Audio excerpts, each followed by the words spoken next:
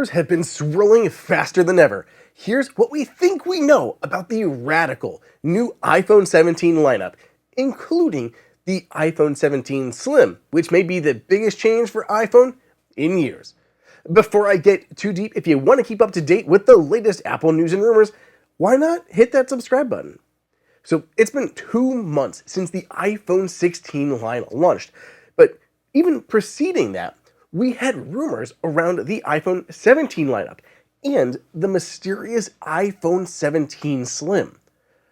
Right now, we're expecting Apple to mix up the iPhone 17 lineup significantly. There are still 4 rumored models: iPhone 17, iPhone 17 Slim, iPhone 17 Pro, and iPhone 17 Pro Max. Basically, nixing the Plus model for good reason.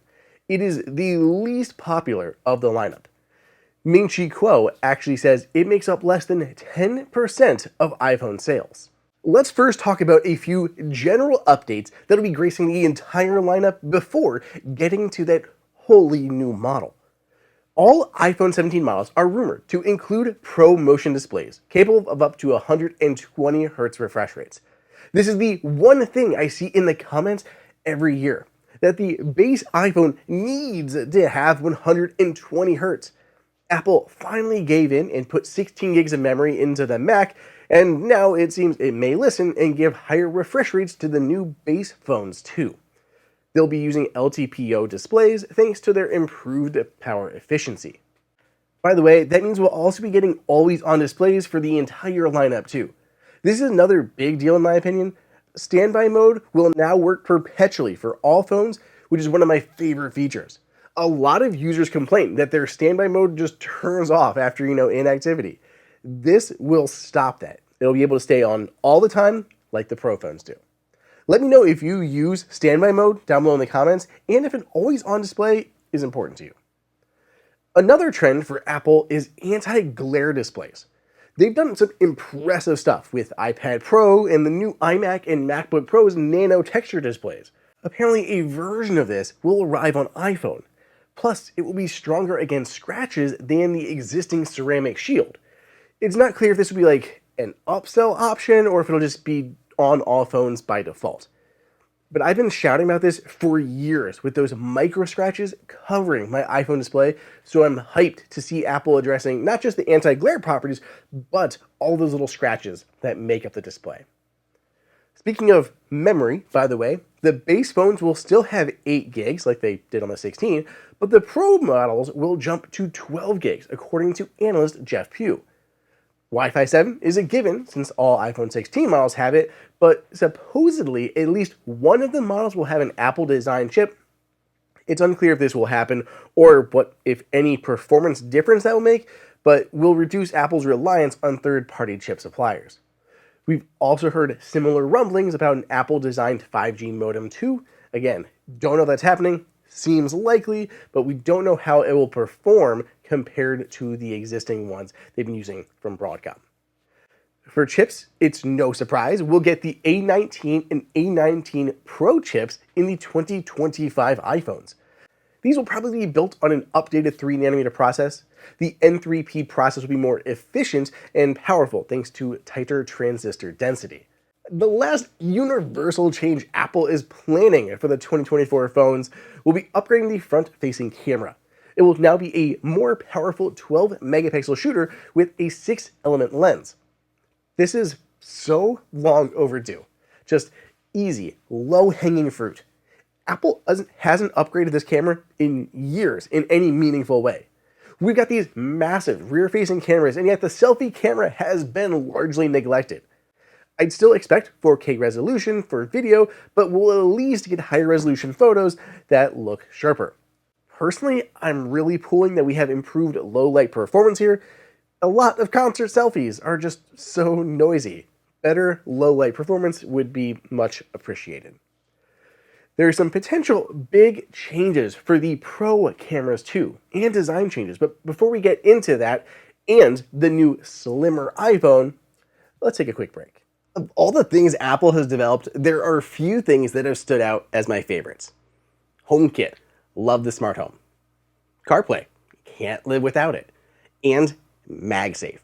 It's basically changed how I use and power my iPhone.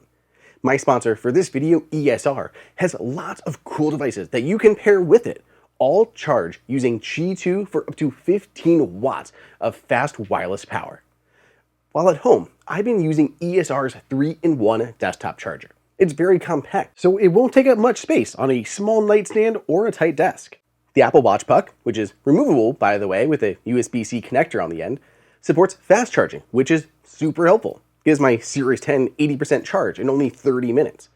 The 15-watt Qi 2 charger also supports Cryo Boost, which is ESR's marketing name for active cooling. There's a near silent fan that will keep the temperatures down, which can then increase the charging speed. While away, try out the ESR Qi 2 battery pack, which has a 5,000 milliamp hour battery and an integrated kickstand, perfect for your watching TV on the go or making it through a long plane ride. ESRs get all the tech you need to make it through the day. If you want to learn more, there's a link in the description. Plus, check out ESR's holiday season promotion with up to 20% off for a limited time. So, speaking of cameras, that sounds like it'll be one of the differentiators for the Pro phones, but maybe just the 17 Pro Max. Both 17 Pro models will have 5 times optical zoom, but it's said that the 17 Pro Max will have a 48 megapixel telephoto lens. That means all 3 rear-facing cameras will be 48 megapixels. With 48 megapixels, we could then theoretically get even more digital zoom. They currently go to 25 times digital zoom, but if you crop that in, you could go further. Or the max digital zoom would just look better. A recent rumor has also pointed to a potential mechanical aperture for one of the phones that would operate like a real camera lens that would close or open blades to adjust the amount of light that hits the sensor. A large, wide open aperture is essentially what Apple's portrait mode is recreating. This doesn't mean we'll get like actual images with gorgeous bokehs like a real wide aperture lens would, but it may get close to that, or even just improve the portrait effects we have now naturally. The Pro phones may actually get some design changes of their own too, and this is kind of wild. Wayne Ma and Quiner Liu for The Information said in a late November report that Apple looks to ditch titanium completely and go back to aluminum. They say the back of the new Pro phones will have an aluminum top portion with a larger rectangular metal camera bump. Then the bottom half will remain glass to enable MagSafe and Qi 2 wireless charging. The charging coil actually goes quite high on the back of the iPhone, so it would be only a small part, like 20-25%, that would be metal. All that brings us to the revamped iPhone 17 Slim. As I said, this will replace the iPhone 17 Plus. It won't be a direct replacement in name alone, though. It's a different device altogether. For the screen size, the base iPhone 17 will increase to 6.3 inches, same as the iPhone 16 Pro. The new trim iPhone 17 model will be 6.6 inches. Then the Pro and Pro Max will be 6.3 and 6.9 respectively. The body will be redesigned to be ultra slim. Some have said as felt as 6 millimeters, which is crazy. The iPhone 16 Pro is 8.25 millimeters thick, so that would be almost 25% thinner than this. I'm not sure it'll be that thin, but thin is definitely what Apple is going for here. The case will be aluminum, or maybe an aluminum titanium mix. That could make sense if the Pros are also ditching titanium. Ming-Chi Kuo says one of the ways Apple will be thinning the phone is using a new resin-coated copper for the motherboard. This is a laminate material that will use laser ablation to carve into the copper versus a bonding sheet with a deposited resin. The iPhone 6 was 6.9 millimeters, so Apple has its work cut out for it if it's trying to best that. I mean, Apple was pretty proud that the iPhone or the iPad Pro was the thinnest device that it had ever made. Apparently, they've been struggling to fit a physical SIM into this new phone, though. That could pose issues for sales overseas, as China still hasn't approved the sale for eSIM-only phones. Not sure how they plan to get around that if they just don't offer this one model in China. For the cameras, camera, it only have one rear-facing lens. Once more, Jeff Pugh has offered that this will be a 48 megapixel camera, which I think makes sense. It'll be located in a single center-oriented camera bump. I think Apple has already been prepping us for this for a while. If anyone remembers back to the iPhone 16 launch, Apple bragged that it had the equivalent of 4 cameras on the back of the phone, despite there only being 2. They said you had a macro camera, an ultra-wide camera, a primary portrait camera, and a telephoto camera. My guess is Apple will expand that philosophy here. Maybe this one 48 megapixel camera will be slightly wider than the existing primary lenses, so it can still do macro, ultra-wide, wide, and 2 times telephoto shots. Apple has probably been working on this singular, multi-function camera for a while now. Lastly, it'll only have the entry-level A19 chip. The main question me and many others have had is where this will then fit in the lineup. Early rumors pointed to this being a premium device, outpricing the iPhone 17 Pro and Pro Max, just by design. But then, who is this for? If you're an iPhone Pro phone buyer, wouldn't you want the best of the best, not just the new design? Why would you settle for aluminum, if the Pros are still titanium, the A19 instead of an A19 Pro, and 1 camera instead of 3 dedicated ones? Especially if we have a 48 megapixel telephoto or one with a mechanical aperture on the docket. I don't see Pro phone buyers paying more for kind of less impressive tech, just a sleek new design.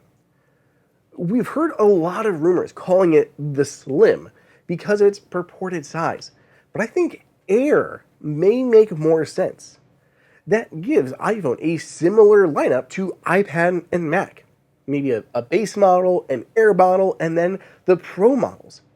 What I'd prefer is Apple going further and offering iPhone 17, 17 Air, 17 Pro, and a 17 Ultra.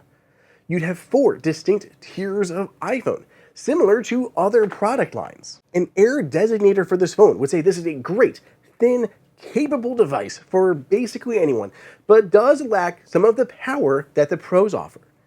Apple could still charge more and add innovative new features to the Pro and Ultra models. That's what I kind of expect or hope that we see come September 2025. But let me know your thoughts. How do you think Apple's going to position this new phone? Let me know down below in the comments. Otherwise, subscribe, and I'll keep you updated as we know more. And I'll catch you in the next video.